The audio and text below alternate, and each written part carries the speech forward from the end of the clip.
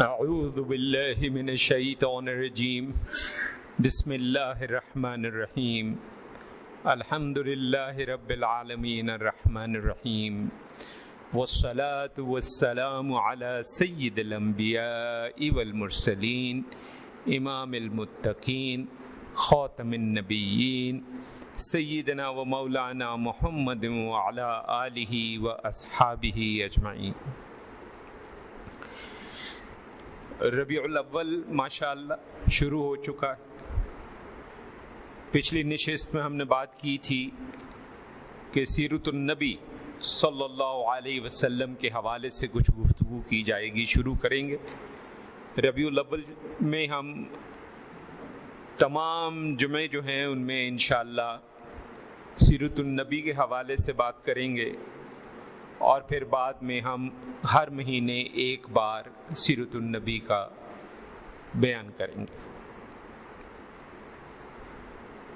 حدیث شریف ہے، حضور اکرم صلی اللہ علیہ وسلم نے فرمایا، بے شک اللہ نے ابراہیم کی اولاد سے اسماعیل کو چنا، اور اسماعیل کی اولاد سے کنانہ کو، کنانہ کی اولاد سے قریش کو، قریش سے بنی ہاشم کو، اور بنی ہاشم میں سے مجھ کو۔ یہ صحیح حدیث ہے، اور اسی مفہوم میں دو صحیح احادیث اور بھی ہیں۔ کچھ ضعیف احادیث بھی موجود ہیں، لیکن وہ ان کا جو متن ہے اس میں تھوڑا سا مسئلہ ہے، اس لیے ہم نے صرف صحیح کو چنا۔ یہ جو حدیث ہے یہ مکمل شجرہ شریف نبی کریم صلی اللہ علیہ وسلم کا ہمیں بتاتی ہے۔ ہمارے ہاں کچھ لوگ حضور اکرم صلی اللہ علیہ وسلم کا شجرہ آپ کے والد محترم سے حضرت آدم علیہ السلام کا سناتے ہیں۔ یہ جتنے شجرات ہیں یہ سب غلط ہیں۔ نبی کریم صلی اللہ علیہ وسلم کا اپنا فرمان یہ ہے، ایک اور حدیث میں آتا ہے، ابن عباس رضی اللہ تعالی عنہ فرماتے ہیں کہ نبی کریم صلی اللہ علیہ وسلم نے جب بھی نسب مبارک اپنا بیان کیا تو معاذ بن عدنان پہ جا کر رک جاتے تھے، آگے نہیں جاتے تھے، اور کہتے تھے کہ اہل انساب نے غلطی کی ہے، یعنی عدنان کے بعد سے جتنے بھی شجر حضور اکرم صلی اللہ علیہ وسلم کے موجود ہیں وہ سارے کے سارے غلط ہیں، درست نہیں ہیں، یہ حدیث سے بھی ثابت ہے۔ اور ابن عباس رضی اللہ تعالیٰ عنہ تو یہاں تک فرماتے ہیں کہ اگر رسول اللہ صلی اللہ علیہ وسلم جاننا چاہتے تو جان لیتے، مطلب آپ اللہ سے التجا کرتے، اللہ تبارک و تعالیٰ مکمل شجرہ شریف جو ہے وہ عنایت فرما دیتے، لیکن نہ آپ نے اس سے آگے جاننا چاہا، نہ اللہ نے بتایا۔ اس کے آگے کئی شجرات موجود ہیں۔ ایک لطف کی بات آپ کو یہ بتائیں کہ عدنان سے آگے 9 شجرات تو میں خود دیکھ چکا ہوں جو ایک دوسرے سے میچ نہیں کرتے، بالکل مختلف ہیں۔ تو ایک تو یہ ذہن میں رکھیں کہ جتنے بھی یوٹیوب پہ اور سوشل میڈیا پہ کبھی آپ کو شجرات ملیں جو عدنان سے پیچھے جا رہے ہیں، چاہے ابراہیم علیہ السلام تک جا رہے ہوں، چاہے آدم علیہ السلام تک جا رہے ہوں، اس کو وہیں پر آپ رد کر دیں، اس کو تسلیم نہ کریں، اس کو درست نہ مانیں، وہ سب کے سب غلط ہیں۔ عدنان تک شجرہ درست ہے۔ اچھا، اب ربیع الاول کا اعجاز کیا ہے؟ یہی وہ مہینہ ہے جس میں پیر والے دن آپ کی پیدائش مبارکہ ہے، اور یہی وہ مہینہ ہے جس میں پیر والے دن آپ کا وصال مبارک ہے۔ یہ بات معتبر اور صحیح حدیث مبارکہ سے ثابت ہے کہ آپ کی پیدائش بھی پیر کو تھی، آپ کا وصال بھی پیر کو تھا، اور مہینہ جو تھا وہ ربیع الاول ہے۔ اس کے علاوہ سال اس کو عام الفیل کہا جاتا ہے، یعنی وہ والا سال جس سال ہاتھیوں نے مکہ مکرمہ پر حملہ کیا تھا۔ اس کے علاوہ باقی جو ہیں وہ پھر اب بحثیں ہیں. مثلا مثال کے طور پر پیدائش مبارکہ کے حوالے سے بے تحاشا تاریخیں بتائی جاتی ہیں. کوئی کہتا 12 ربیع الاول ہے، کوئی کہتا 8 ربیع الاول ہے، کوئی کہتا 2 ربیع الاول ہے، کوئی کہتا 1 ربیع الاول ہے. ایک لمبی فہرست ہے، ہر کسی کی اپنے شواہد ہیں، اپنی بحثیں ہیں. لیکن ایک چیز آپ کو بڑی ذمہ داری سے عرض کریں، ایک تاریخ جو افسوس کی بات ہے، ہمارے کئی علماء ممبروں پر بیٹھ کر بڑا اصرار کر کے بتاتے ہیں، وہ تاریخ وہ ہے جو ایک ماہر فلکیات نے حساب لگا کر نکالی ہے. یعنی اگر آپ کے پاس کوئی، ہم تو کہتے ہیں ضعیف سے ضعیف روایت موجود ہو، جس میں کوئی تاریخ موجود ہو، تو اس کے مقابلے پر بھی اگر سند موجود ہے تو اس کے مقابلے پر بھی کبھی ماہر فلکیات کا حساب تو نہیں لایا جا سکتا. یہ تو ظلم. اب جتنی تاریخیں ہیں ان سب پہ بحثیں جتنی بھی ہیں، اس میں ہم 2 باتیں صرف کریں گے.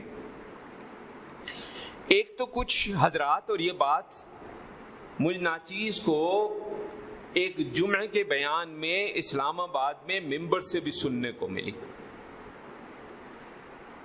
کہ 12 ربیع الاول کی پیدائش ثابت نہیں ہے، استغفر اللہ، اور 12 ربیع الاول کا وصال ثابت ہے، استغفر اللہ. استغفر اللہ کیوں پڑھا بھی آپ کو بتاتے ہیں. اور اس کی بنیاد پہ کچھ علماء یہاں تک کہتے ہیں کہ جی چونکہ 12 ربیع الاول کو آپ کا وصال ثابت ہے تو یہ تو غم کا دن ہے، استغفر اللہ.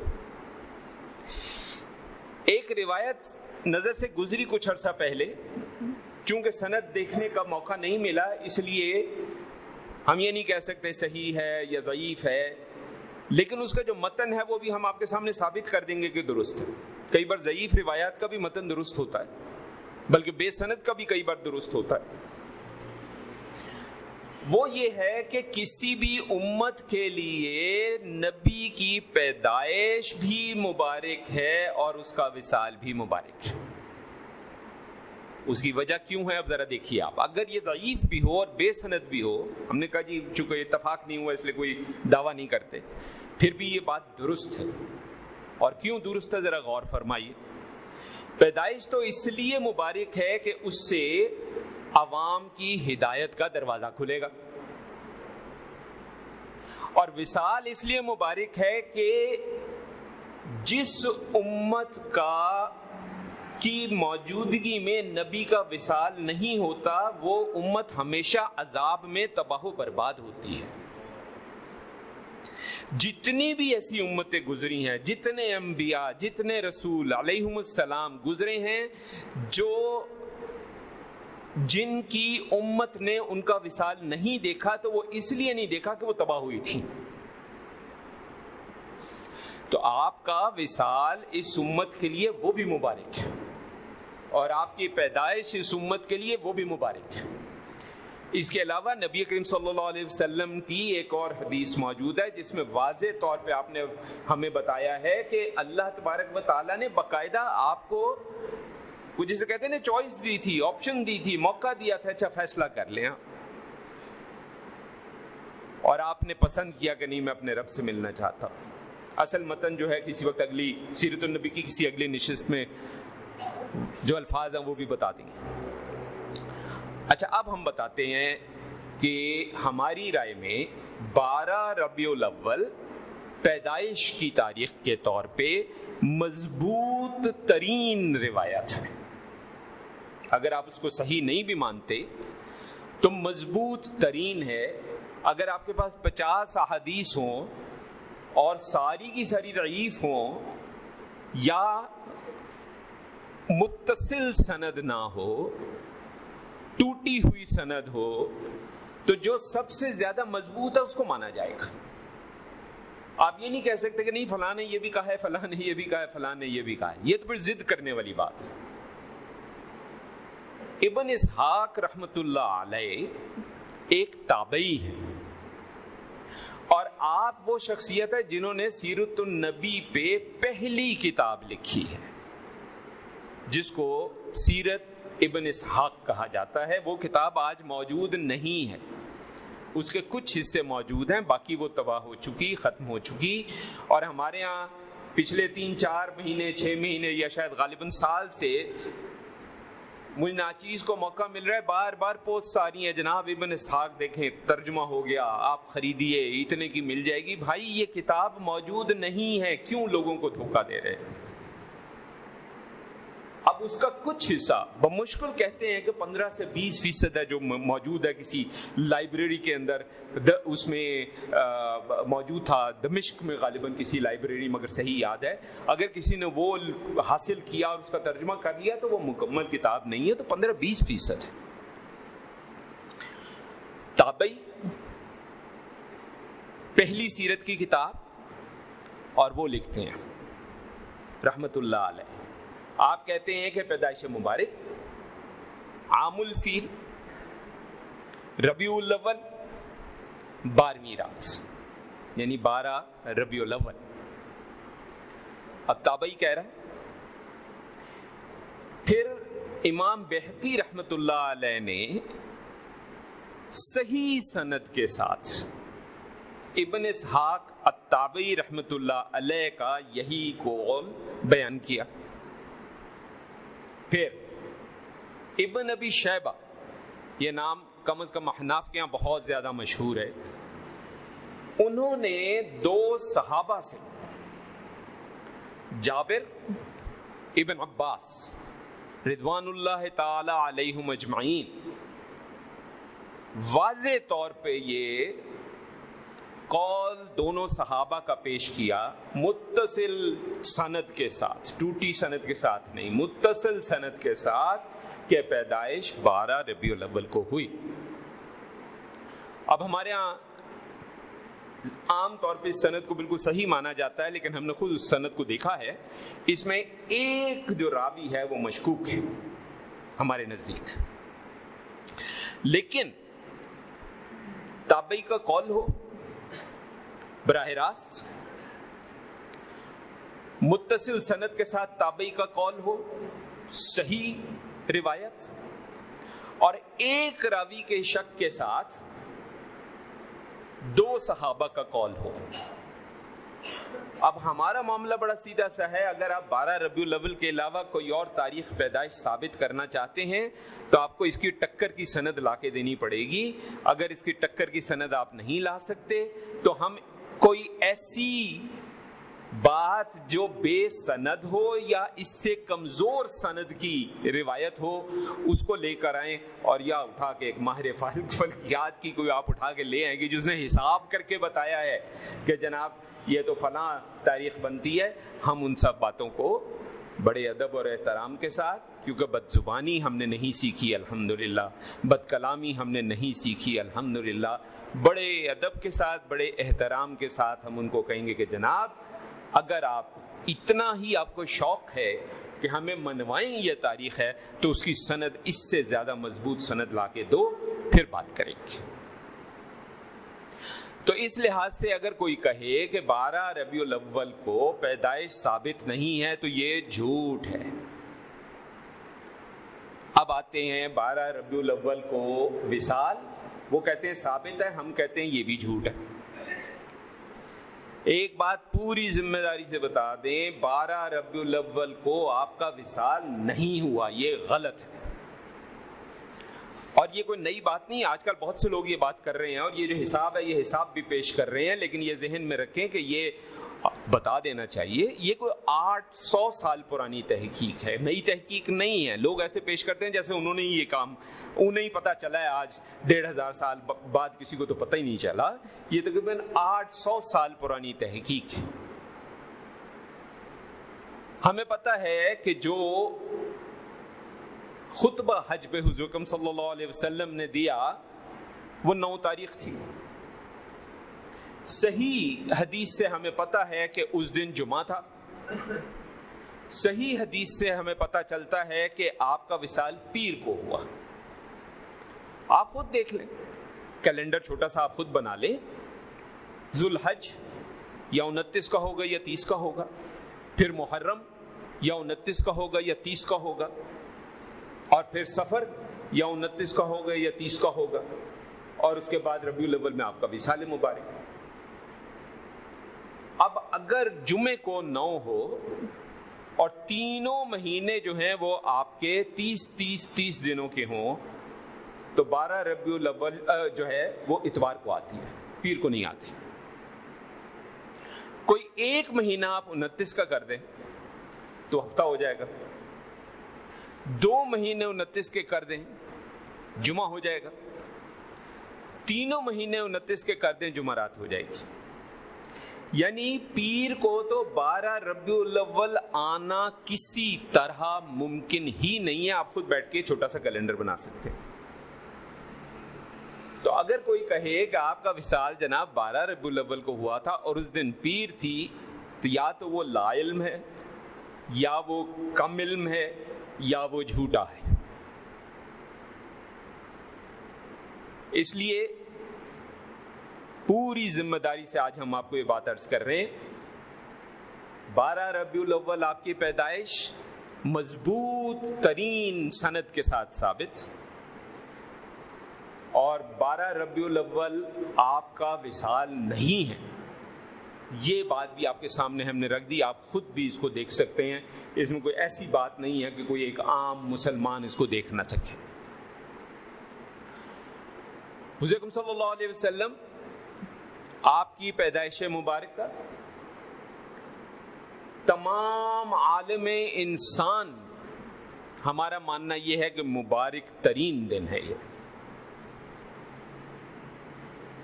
اور اس حوالے سے آپ کی پیدائش کے حوالے سے بے تحاشا معجزات ہمارے یہاں کتابوں میں درج ہیں.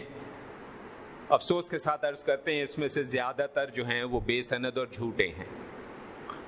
کچھ باتیں درست بھی ہیں. انشاءاللہ چونکہ ربیع الاول میں ہمارا ارادہ ہے کہ ہماری گفتگو سیرت النبی پہ رہے گی, تو انشاءاللہ معتبر حدیث اور معتبر اقوال کی روشنی میں ہم گفتگو کریں گے, اور مزید آپ کی شخصیت کے بارے میں, آپ کی عادات, آپ کے اعتبار, آپ کا اٹھنا بیٹھنا, آپ کا چلنا پھرنا, یہ سب چیزیں دیکھیں گے. سیرت النبی کا مطالعہ بہت ضروری ہے قرآن مجید اور احادیث کے بعد. اس کی وجہ کیا ہے ذرا سمجھیں. ایک بڑا دلچسپ ابھی 2-3 دن پہلے ہی ہوا ہے, کسی نے ایک پوسٹ بھیجی مجھے واٹس ایپ پہ, کہنے لگے کہ جی میں جہاز میں بیٹھا تو ساتھ میں ایک خاتون بیٹھی ہوئی تھی, غالباً امریکن خاتون تھی, کوئی یورپین شاید تھی, یاد نہیں. گفتگو شروع ہو گئی, انہوں نے کہا کہاں سے ہو؟ ان کا جی میں پاکستان سے ہوں. وہ خوش ہوئی, کہنے لگی اس کا مطلب تم محمد علی جناح کو تو جانتے ہو گے؟ کہاں جی, ہم انہیں قائد اعظم کہتے ہیں, ہمارے بانی ہیں ملک کے. ان کا تمہیں اس کا مطلب ہے ان کا ادب احترام؟ جی ہم ان کا دل سے ادب احترام کرتے ہیں, بڑی محبت کرتے ہیں. اب جو اس نے آگے بات کہی خاتون نے, ایک غیر مسلم یورپین یا امریکن جو بھی خاتون نے, وہ ہم مسلمانوں کے چہروں پہ بہت بڑا تماچا ہے, ایک تھپڑ ہے وہ. اس نے کہا پھر آپ کی زندگی اور آپ کی شخصیت میں ان کی کوئی 1-2 چیزیں تو ہوں گی جو چھلکتی ہوں گی. یعنی آج غیر مسلم بھی سمجھتا ہے کہ جہاں محبت جس سے ہوتی ہے اس کی عادتیں, اس کی اعتبار, اس کا انداز, اس سے محبت کرنے والا اپنانے کی کوشش کرتا ہے. ہمارے یہاں بزرگوں نے بہت سے جو اشعار اور مصرے کہے, لوگوں نے اس کو الٹے رنگ دیے. رانجھا رانجھا کر دینی میں آپ پہ رانجھا ہوئے. کیا مطلب ہے اس کا؟ اس کا مطلب ہمارے یہاں 50,000 مطلب بنا لیں آپ. مطلب ایک ہی ہے کہ محبوب کا نام اتنا لیا کہ میری اپنی شخصیت محبوب کا ایک عکس بن گئی. جیسے اس کو پسند ویسے میں, جیسا میرا محبوب مجھے دیکھنا چاہتا ہے ویسا میں. بیچ میں کوتاہیاں ہو جاتی ہیں، بندہ بشر ہے، لیکن اگر نیت درست ہو، خلوص ہو، کوشش ہو تو اللہ معاف کرتا ہے. لیکن اگر خلوص نہ ہو، ریا ہو، دکھاوا ہو، اور پھر ضد ہو اور بحث ہو، تو پھر صرف اور صرف اس دنیا میں بھی سزا ہے اور آخرت میں بھی سزا ہے. تو سیرت النبی صلی اللہ علیہ وسلم بہت زیادہ اہم موضوع ہے. آپ کیسے کھاتے پیتے تھے، آپ کیسے چلتے تھے، آپ اٹھتا بیٹھتے کیسے تھے، آپ کا پہناوا کیسے تھا، آپ کو کیا پسند تھا، آپ کو کیا ناپسند تھا، اس کا جاننا ضروری ہے. لوگ اکثر کہتے ہیں کہ جی قرآن حدیث چاہیے، اس کی کیا ضرورت ہے؟ یہ سنا ہے ہم نے. وہ اس لیے ضروری ہے کہ قرآن و حدیث کو اپنی شخصیت پہ لاگو صرف ایک شخصیت نے کیا ہے، اور ہمارے لیے وہ شخصیت ایک نمونہ ہے، ایک رول ماڈل ہے، جس کے مطابق ہم نے اپنی زندگی سنوارنے کی کوشش ضرور کرنی ہے. اسی لیے ہم تو صاف کہتے ہیں، پہلے بھی ایک نشست میں ہم نے کہا تھا اور آج پھر بات دہراتے ہیں آخری بات کے طور پہ، بالکل سچی دینی گفتگو کر رہا ہے، بد زبان ہے، ہم نہیں مانتے.